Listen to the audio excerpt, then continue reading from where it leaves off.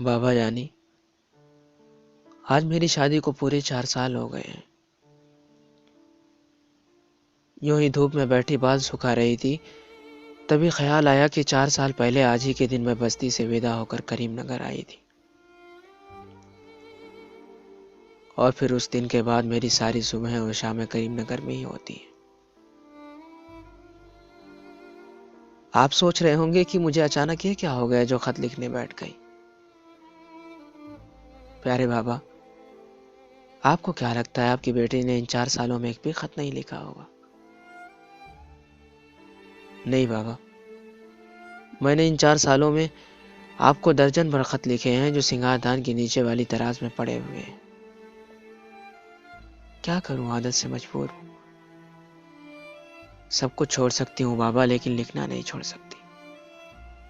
इस भरे पूरे घर में मेरी तन्हाइयों का साथी एक कलम ही तो है। इसे भी अगर दराज में डाल दिया तो मैं बेमौत मर जाऊंगी। बाबा जानी, कभी कभी सोचती हूँ कि मैं पैदा ही क्यों हुई, और अगर पैदा ही होना था तो लड़की क्यों बनी, लड़का क्यों नहीं। बचपन से लेकर अब तक मैं यही सोचती आ रही हूँ कि मेरे लड़की होने में मेरा क्या कसूर था। बाबा जानी, मुझे याद है कि बचपन में एक बार आप अज्जू भाई के लिए बंदूक लाए थे और मेरे लिए गुड़िया। मैंने गुड़िया फेंक कर बंदूक उठा ली थी। फूफी ने मेरे हाथ से बंदूक छीनकर गुड़िया थमाते हुए कहा था कि तुम लड़की हो, गुड़िया खेलो, लड़कियां बंदूक नहीं खेलती। बाबा जानी, बचपन बीत गया, जवानी आई, शादी भी हो गई, लेकिन इन लफ्जों ने मेरा पीछा नहीं छोड़ा। आज भी चलते फिरते, उठते बैठते कहीं ना कहीं वो लफ्ज मेरी समातों से टकरा जाते हैं। बाबा जानी, इस घर में मुझे सब कुछ मिला है सिवाय मोहब्बत के। 4 कमरों का ये घर मेरे लिए किसी जेल से कम नहीं है। यहाँ की हर चीज पर मर्दों का हक, औरतें यहाँ पैर की जूती के समान है।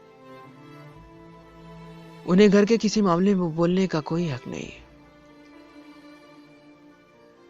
सुबह से लेकर शाम तक घर के कामों में मसरूफ रहना और रात होते ही शौहर की ख्वाहिश का एहतराम करना। जैसे मैं निकाह में यही 2 चीजें लिखवा कर लाई हूं। अभी हफ्ते भर पहले की बात है, बाबा मेरी छोटी नंद के स्कूल बैग में गुलाब का एक फूल रखा हुआ निकल आया। किसी ने उससे यह भी ना पूछा कि यह फूल आया कहां से। बस हुक्म सुना दिया कि छोटी आज से घर में ही रहेगी, स्कूल जाने की जरूरत नहीं है। बस हो गई पढ़ाई।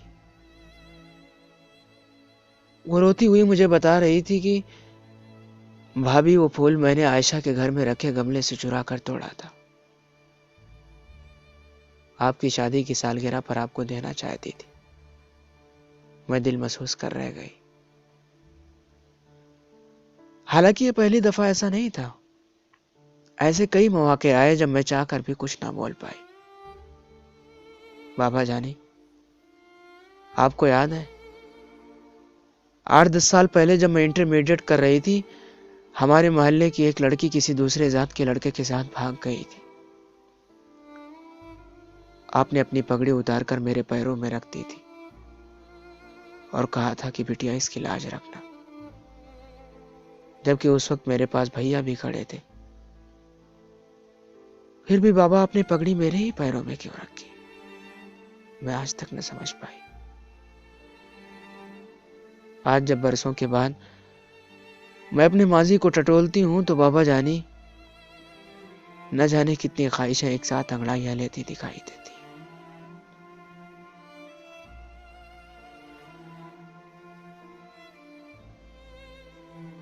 मैं क्या थी और क्या होकर रह गई हूं। आसमानों में सैर करने की ख्वाहिश आज भी है, आज भी मेरा दिल करता है कि मैं समाज की बेड़ियां तोड़कर घर से भाग जाऊं, किसी ऐसी जगह जहां खुला आसमान हो, मैं हूं और बस मेरे ख्वाब। लेकिन बाबा, सोचती हूं कि बरसों की कैद के बाद परिंदे को रिहाई मिले भी तो क्या फायदा। वो उड़ना तो भूल चुका होगा ना। बाबा, मेरे ख्वाब आज भी वही हैं, लेकिन उनकी ताबीर लिखना अब शायद मुमकिन नहीं है। आपकी ये बेटी जो कभी समाज के बनाए उसूलों को मानने से इनकार करती थी, बाबा, आज उन्हीं उसूलों पर वो अमल करती है। ना करे तो कहां जाए। उसे आज भी आपकी इज्जत का ख्याल है। वो आपकी दी हुई तालीम और तरबियत का पास रख रही है। लेकिन बाबा जानी, आपसे एक शिकायत है। आपने मुझे किस गुनाह की सजा दी है जो एक ऐसे घर में ब्याह दिया जहां औरत की कोई इज्जत ही नहीं है। मैं जानती हूं आपने समाज के दबाव में आकर जल्दबाजी में यह फैसला लिया था, लेकिन बाबा, एक बार तो मुझसे पूछ लेते।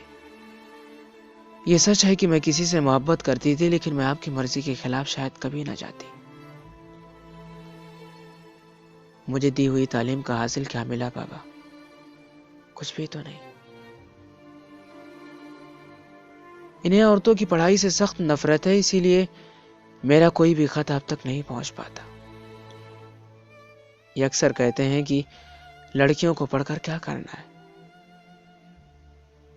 उन्हें आखिर में फूंकना तो चूल्हा ही है। यही तो दादा जान भी कहा करते थे। लेकिन आपने फिर भी मुझे पढ़ाया था।